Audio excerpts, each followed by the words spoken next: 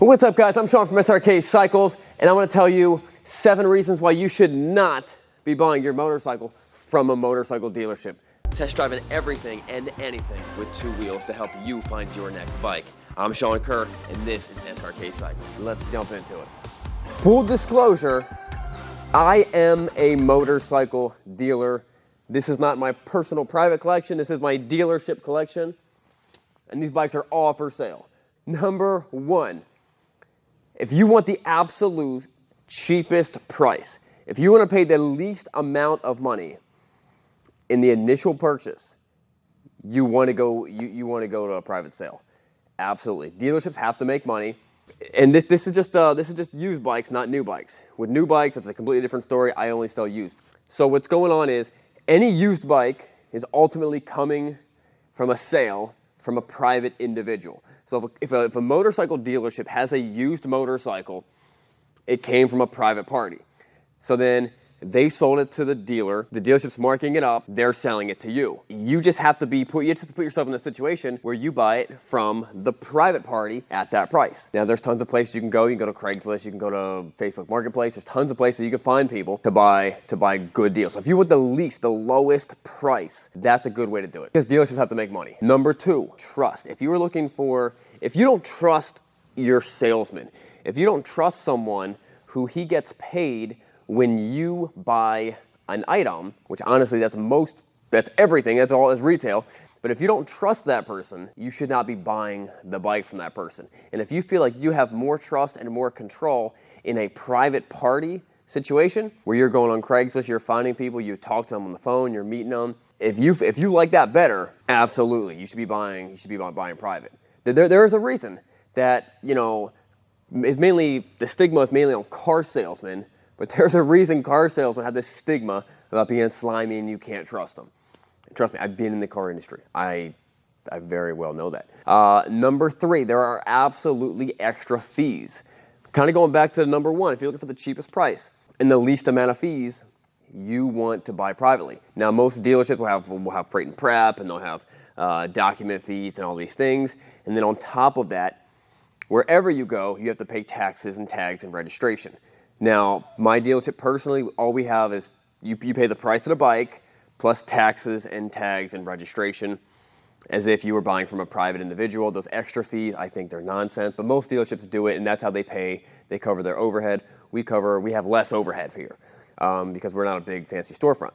But that is a thing. Number 4, if you are the expert, if you are the motorcycle expert, and chances are you're going to know more about that bike than the salesman, and you want to go buy it privately, then you don't actually need that salesman or that dealership being the, hey, this bike is in good shape. Telling you this bike is clean, we service this bike has been checked out.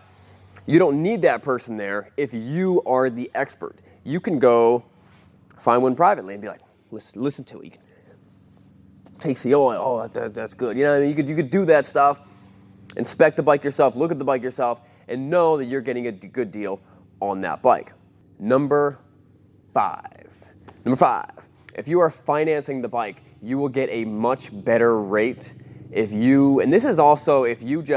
buying it from a dealer, but if you're financing the bike and you get your own financing at your own credit union. I would avoid banks, but credit unions, go to your local credit union, say I'm looking to buy this bike, get financing there. Dealerships make money by marking up the financing points. That's not even a secret. That's not a hidden thing. That's just how they do it. I don't fault them for it. That's just how they do it. You know what I mean? They got to make money. So you can get a better rate by going to your local credit union and financing the bike yourself, and then coming in with that check from the credit union saying, I want to buy this bike. Number 6, it's very possible in this day and age, it's normally with car dealerships and motorcycle dealerships, even at Srkcycles, we do very little negotiations. We don't negotiate that much. Occasionally we do. But normally the price is the price. So that's not going to be the case with a private party individual. It's very likely he might be more negotiable, for whatever reason. He might be more pushed to sell the bike. So you can potentially get an even better deal. Number 7, you get to meet the actual guy who's been riding the bike. You get to meet him and you can see, oh, he lives in a nice house, he's got nice cars, he takes care of his stuff. You know what I mean? Instead of just hearing that it was well maintained or it was serviced or whatever. You know, and I think that's pretty valuable. It is nice to meet the actual owner and to kind of see who it is, and then you kind of build trust and you get to build rapport and stuff like that. All right, guys, I hope that gives you enough information that when you buy your next bike, you're able to make the right choice. Another thing, here's a little bonus. Dealerships are very, very good at pricing out the bikes to be most of the time competitive or to know they're going to make money off it.